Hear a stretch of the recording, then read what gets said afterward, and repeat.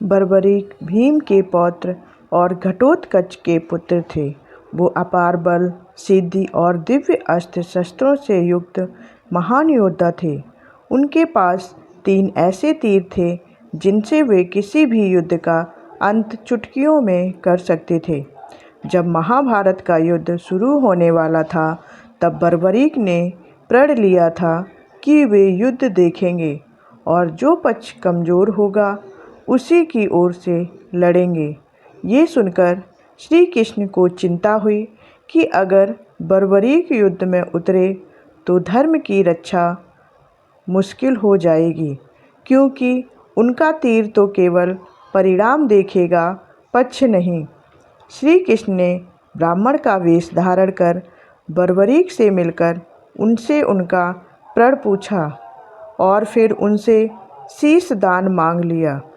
बर्बरीक ने सहर्ष शीश दान कर दिया, लेकिन एक विनती रखी कि वे इस युद्ध को देखना चाहते हैं।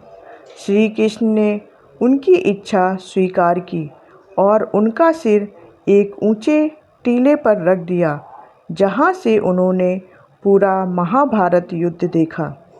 युद्ध समाप्त होने के बाद श्री कृष्ण ने उनके सिर से पूछा कि इस युद्ध में विजेता कौन है। बर्बरीक ने उत्तर दिया, इस युद्ध में मैंने केवल आपको ही लड़ते हुए देखा, बाकी सब तो आपकी माया में बंधे हुए थे। श्री कृष्ण ने प्रसन्न होकर आशीर्वाद दिया कि कलयुग में तुम मेरे ही नाम से पूजे जाओगे। इसके बाद बर्बरीक का शीश हवा के झोंकों के साथ बहता हुआ वर्तमान में राजस्थान में स्थित खाटू नामक स्थान पर पहुंचा। वर्षों के बाद एक किसान जब कुएं से पानी निकाल रहा था, तब उस लोहे की बाल्टी से कोई कठोर वस्तु टकराई। जब उस स्थान की खुदाई हुई तो वहां से एक ताज़ा और चमत्कारी सिर मिला।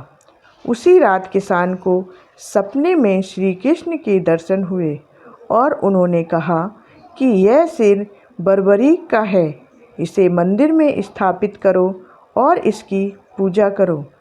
तब से खाटू में श्याम बाबा के नाम से मंदिर स्थापित हुआ और बर्बरीक को कलयुग में भगवान श्याम के रूप में पूजा जाने लगा। आज भी लाखों भक्त खाटू श्याम के दर्शन करने आते हैं और मानते हैं कि जो सच्चे मन से शरण में आता है, उनकी हर मनोकामना श्याम बाबा पूरी करते हैं। बर्बरीक का सिर भले ही कुरुक्षेत्र में दिया गया था, लेकिन उनकी महिमा श्री कृष्ण की कृपा से खाटू तक पहुंची और वहीं से शुरू हुई कलयुग की सबसे करुणामयी देवता की भक्ति परंपरा। धन्यवाद।